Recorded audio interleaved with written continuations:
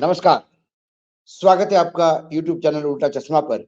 लेकर आया हूँ आपका अपना कार्यक्रम विश्लेषण विद वानखड़े।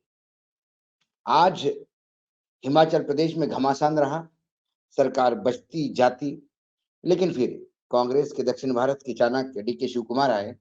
जो मंत्री ने इस्तीफा दिया था उसने वापस ले लिया। लगता है बीजेपी के मंसूबे पे पानी फिर गया।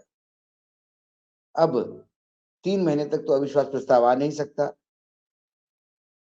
सदन में बजट पास हुआ, उसे ही विश्वास का मत माना जाएगा। उसी सदन से करीब-करीब 15 बीजेपी के विधायकों को निष्कासित किया गया। 10 विधायक बचे विपक्ष में, बाकी सत्ता पक्ष में। सत्ता पक्ष में मतदान हुआ।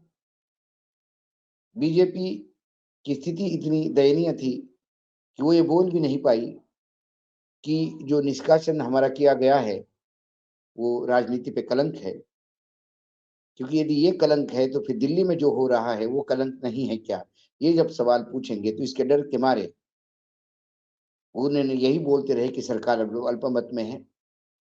लेकिन हुड्डा जी और डीके शिव कुमार जी ने बहुत सारी चीजें संभाली। कांग्रेस को फिर से एक बार आत्मावलोकन करने की जरूरत है कि ये होता क्यों है उनके साथ।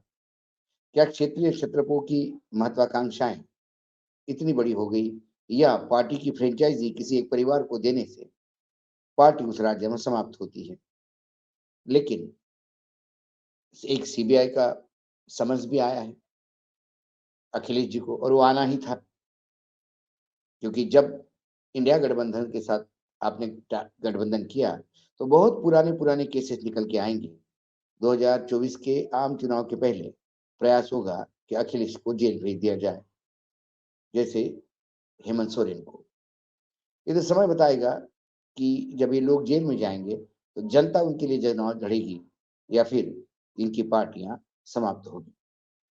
लेकिन जिस खबर को लेके मैं आज आपके पास विश्लेषण करने के लिए आया, ये खबर वर्तमान में जो क्रॉस वोटिंग हुआ हिमाचल में, उत्तर प्रदेश में, उससे संबंधित भी है और वैसे डायरेक्ट संबंध भी नहीं है। क्योंकि मैंने हमेशा कहा कि विश्लेषण विद वानखड़े में हम उन खबर को लेने का प्रयास करते हैं जो दबी हुई रहती है। ये खबर हाल ही में आज कुछ आंकड़े बाहर आ गए।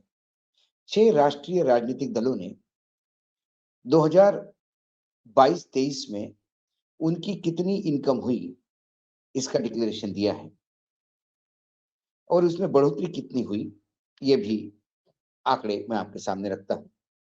जब ये पैसे के आंकड़े आपके सामने आएंगे, तब आपको पता पड़ेगा कि सत्ता में रहने के मायने क्या है, सत्ता में बाहर रहने के मायने क्या है, सत्ता में रह के भी ज्यादा चंदा लेने के बाद भी खर्चे कैसे कम होते हैं, और जब सत्ता में नहीं है तो आप माइनस में कैसे जाते हैं।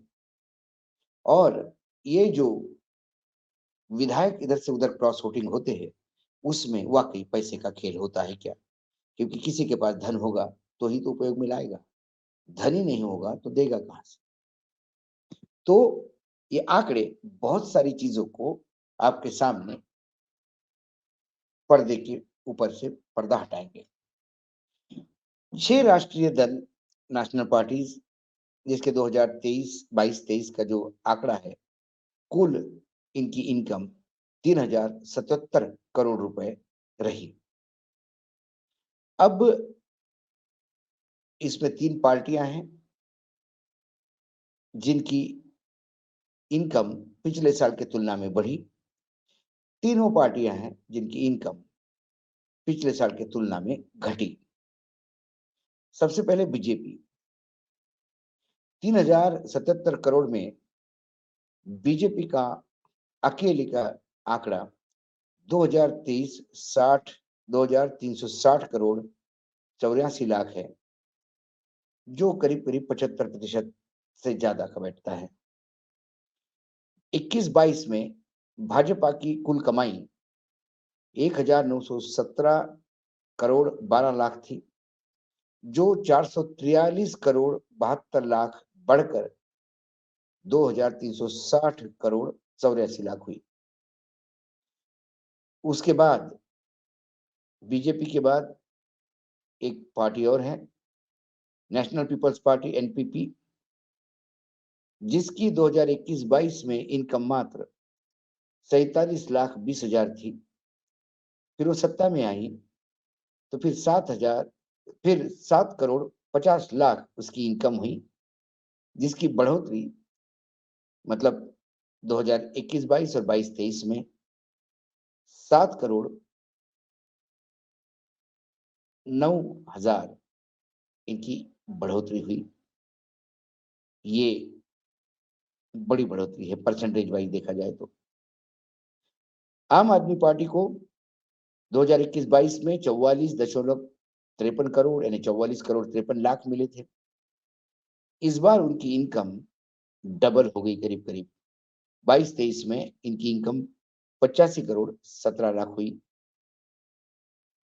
जो 40 करोड़ 63 लाख पिछले तुलना में बढ़ी। कांग्रेस की इनकम 452 करोड़ 37 लाख 50 हजार हुई, जो पिछले साल के तुलना में 88 करोड़ 90 लाख कम हुई, माइनस में। सीपीआईएम की इस वर्ष की 2022-23 का जो आंकड़ा आया, वो इनकम जो थी वो 141 करोड़ 66 लाख 10 हजार थी, जो पिछले 2021-22 की तुलना में 20 करोड़ 57 लाख कम है। बीएसपी इनकी इनकम 30 करोड़ हुई, जो पिछले साल की तुलना में 14 करोड़ 50 लाख कम हुई, यानी पिछले साल उनकी इनकम 44 करोड़ 50 लाख थी। तो यहाँ पे बीजेपी, एनपीपी और आप ये सत्ता में हैं तो पैसा बढ़ता है। जो शराब स्कैम चल रहा है दिल्ली में, और जिसको लेके आम आदमी पार्टी के कई नेता अंदर है, उन ईडी का आरोप है कि जो शराब की नीति से जिनको फायदा हुआ, उन्होंने ही 35 लाख का चेक दिया था। ऐसा ही बीजेपी के बारे में भी होगा, लेकिन जो मूर्खता आम आदमी पार्टी ने की वो बीजेपी नहीं करती। वो इलेक्टोरल बॉन्ड से पैसा लेती है, बीजेपी ने चेक से पैसा दिया। फर्क इतना है। कांग्रेस सत्ता में कहीं नहीं, लेकिन कर्नाटक में सत्ता में आई, अब तेलंगाना में आई तो इनकम बढ़ जाएगी, लेकिन महाराष्ट्र हाथ से चला गया उनके, तो फिर इनकम घट गई। सीपीआईएम की भी स्थिति वैसी ही है, एक ही राज्य के भरोसे है, और बीएसपी तो कहीं नहीं, फिर भी 30 करोड़ रुपए मिले। ये पिछड़ों का प्रेम मायावती के प्रति है। अब खर्चे देखो, खर्चे के पैटर्न समझ में आएंगे। पहले तो आप ये समझिए कि जो पार्टी खर्चा करती है, जो सत्ता में रहती है, उसका खर्चा क्यों होता है कम? क्योंकि कई आयोजन सरकारी आयोजन हो जाते हैं और पार्टी को पैसा खर्चा करना नहीं पड़ता। प्रधानमंत्री नरेंद्र मोदी जी आज ही महाराष्ट्र के विदर्भ के यवतमाल में थे। महिला समूह के महिलाओं से वो संबोधित कर रहे थे। उनका भाषण पूरा राजनीतिक था, चुनावी भाषण था कि पिछले सरकारों ने कुछ नहीं किया, मोदी की गारंटी है तो मेरी गारंटी है, और मैं सबको क्या क्या करने जा रहा हूँ, और अगले 5 साल भी साथ देना है। ये सारी बातें थी। यदि वो सत्ता में नहीं होते तो वो सारा खर्चा उनको उठाना पड़ता। महाराष्ट्र गवर्नमेंट ने 12 करोड़ 37 लाख रुपए इस मीटिंग के आयोजन पे खर्चा किए। तो इसीलिए बीजेपी की कुल इनकम जो मैंने बताई 2023 22-23 में 2,360 करोड़ थी, उनमें से 1,366 करोड़ रुपए उन्होंने खर्चा किया, जो 57 से 58% तक बैठता है। मतलब जितना इनकम हुआ उसका आधा ही खर्चा करना पड़ा, जबकि वो पार्टी लगातार खर्चा कर रही है। और वो भी जो खर्चा हुआ होगा, वो यदि मैं महाराष्ट्र में जो 50 खोखे के आरोप लगते हैं, यदि मैं वो हिमाचल और यूपी को जोड़ दूं, तो वो खर्चा इतना उसको जस्टिफाई कर सकते हैं कि 57% हो गया हो। मतलब एक करीब करीब 40-42% हो गया होगा। बाकी खर्चे तो सब सरकार करती है, क्योंकि जब तक आचार संहिता नहीं लागू होती, ये तमाम दौरे, चाहे गृह मंत्री के हो, चाहे अमित शाह जी के हो, चाहे नरेंद्र मोदी जी के हो, ये सरकारी होती है और राज्य सरकारें इनका वहन करती हैं।